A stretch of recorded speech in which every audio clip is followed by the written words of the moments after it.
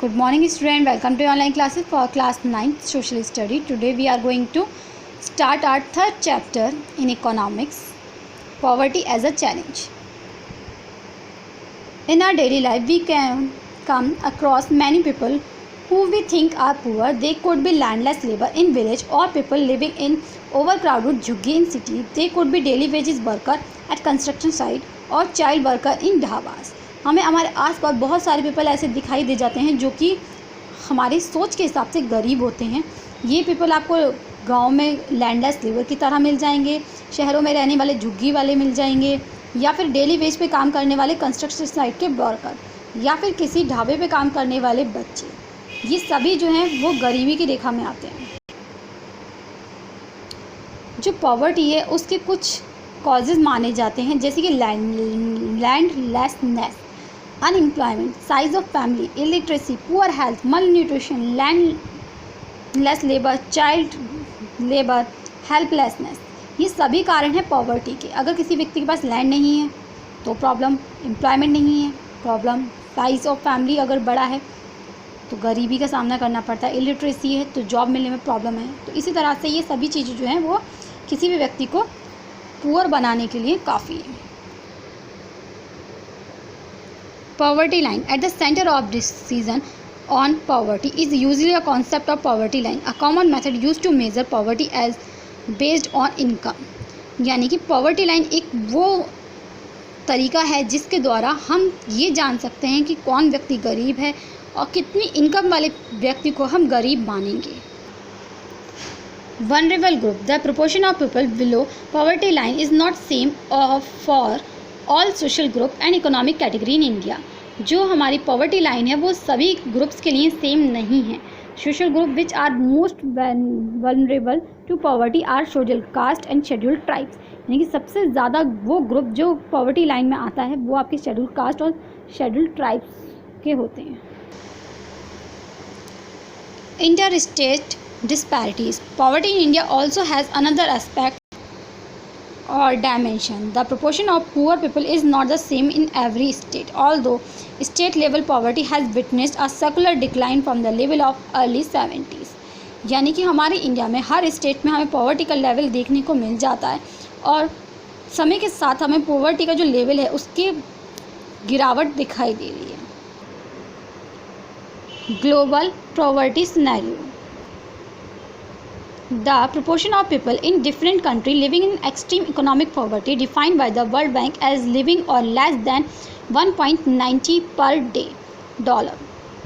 यानी कि हमारी जो ग्लोबल कंट्रीज़ हैं उन सभी ने ये माना, यानी कि हमारे वर्ल्ड बैंक ने ये माना कि जिस पर्सन की इनकम जो है वो $1.90 से कम है एक दिन की तो हम उसे गरीब मानेंगे.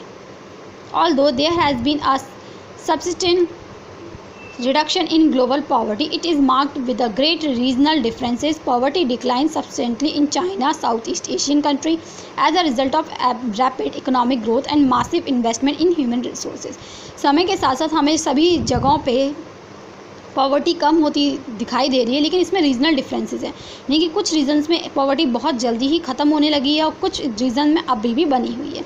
जैसे कि चाइना और साउथ ईस्ट एशियन कंट्रीज जो हैं वहाँ पे जो इकोनॉमिक ग्रोथ हुई है फास्ट वे में, उससे क्या हुआ है वहाँ की गरीबी बहुत कम हुई है. साथ ही साथ वहाँ पे ह्यूमन रिसोर्सेज पे बहुत ज़्यादा इन्वेस्टमेंट हुआ है जिसकी वजह से वहाँ की पॉवर्टी कम हुई है.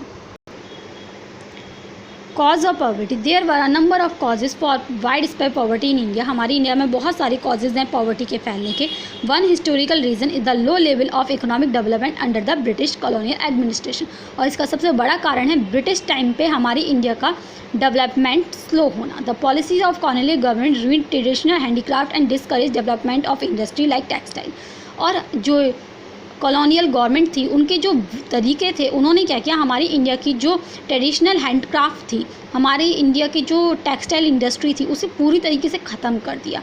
जितने भी क्राफ्ट वर्क थे, जितने भी कह सकते हैं आर्किटेक्चर वर्क हुआ करते थे हमारी इंडिया के ट्रेडिशनल वे में, वो सब ख़त्म कर दिए.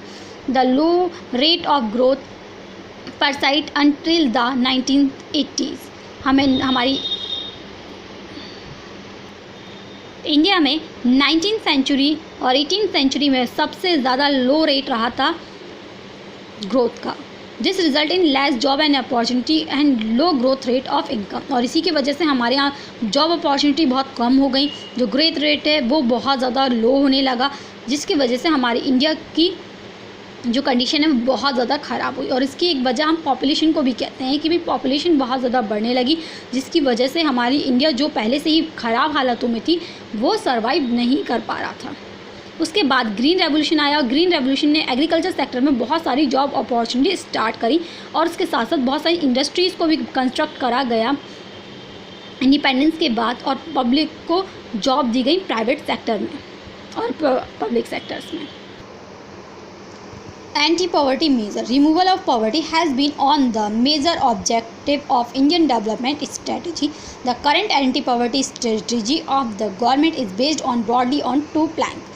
हमारे इंडिया में डेवलपमेंट को लाने की जो स्ट्रेटजी है उसे 2 पार्ट में डिवाइड कर दिया गया है। पहला प्रमोशन ऑफ इकोनॉमिक ग्रोथ, दूसरा सेकंड जो है आपका टारगेटेड एंटी पावर्टी प्रोग्राम्स, यानी कि जितने भी एंटी पावर्टी प्रोग्राम है उन पे ध्यान देना।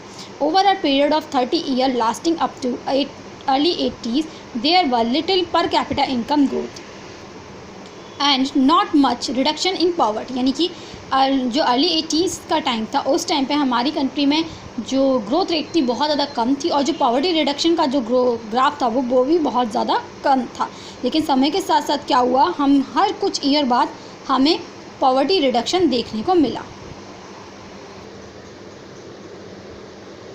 गवर्नमेंट ने बहुत सारी पॉलिसीज़ स्टार्ट करी जो डायरेक्टली और इनडायरेक्टली पॉवर्टी को इफ़ेक्ट करें, जैसे Mahatma Gandhi National Rural Employment Guarantee Act 2005। ये जो रूरल एरिया थे वहाँ के पीपल को 100 डेज़ के लिए एम्प्लॉयमेंट देने का वादा करता था। इससे क्या होता था, उन जो रूरल पीपल हैं उनकी लाइवहुड सिक्योर हो जाती थी। इसके साथ साथ और भी बहुत तरह की जो योजनाएं हैं वो चलाई गई, बहुत सारे प्रोग्राम्स को चलाया गया ताकि जितने भी प्रॉब्लम हैं उन सभी को सॉल्व किया जा सके। साथ ही साथ जितने भी अनस्किल्ड लेबर है उन्हें भी वर्क मिल सके। Rural employment generation program launch किया गया 1995 में, जिसका एम था कि वो जो पीपल हैं स्मॉल टाउन के या रूरल एरिया के उन्हें एम्प्लॉयमेंट अपॉर्चुनिटी प्रोवाइड कर सके, वो भी सेल्फ एम्प्लॉयमेंट अपॉर्चुनिटी। इसके साथ ही स्वर्ण जयंती ग्राम स्वरोजगार योजना लॉन्च की गई 1999 में। इसका एम ये था कि जो पुअर फैमिली के पीपल हैं जो कि पॉवर्टी लाइन से बिलो हैं वो अपने लिए सेल्फ हेल्प ग्रुप बनाएं, बैंक से क्रेडिट लें और अपने लिए कोई ना कोई वर्क स्टार्ट करें। उसके बाद एक नई योजना आई, प्रधानमंत्री ग्रामोदय योजना। ये 2000 में लॉन्च की गई थी और इसका काम था कि गांव की जो बेसिक नीड्स हैं जैसे health, primary education, rural shelter, rural drinking water, rural electrification, इन सभी पर ध्यान दिया जाए और इन्हें ठीक किया जाए। फिर नेक्स्ट योजना आई उनकी अंत्योदय अन्न योजना, जिसमें जो पीपल हैं उन्हें गेहूँ और चावल, कैरोसिन, इस तरह की जो चीज़ें हैं वो उन्हें प्रोवाइड कराई जा सकें ताकि जो बिलो पॉवर्टी लाइन वाले पीपल हैं उनकी प्रॉब्लम्स को भी दूर किया जा सके। The challenges ahead, poverty has certainly decline in India but despite the progress poverty reduction remain India's most complaining challenge. अब इंडिया ने अब डिक्लाइन तो किया पॉवर्टी को, धीरे धीरे बहुत हद तक पॉवर्टी कम होने लगी, लेकिन अभी भी बहुत सारे चैलेंजेस मौजूद हैं। आज भी इंडिया में पॉवर्टी एक बहुत बड़ी समस्या बनी हुई है। By disparities in poverty are visible between rural and urban area and among different state. हमें बहुत सारे चेंजेस के साथ गरीबी अभी भी देखने को मिलती है, जो कहीं रूरल एरिया में होती है तो कहीं अर्बन एरिया में, थोड़े थोड़े चेंजेस के साथ। So student, this is your chapter complete. Thank you.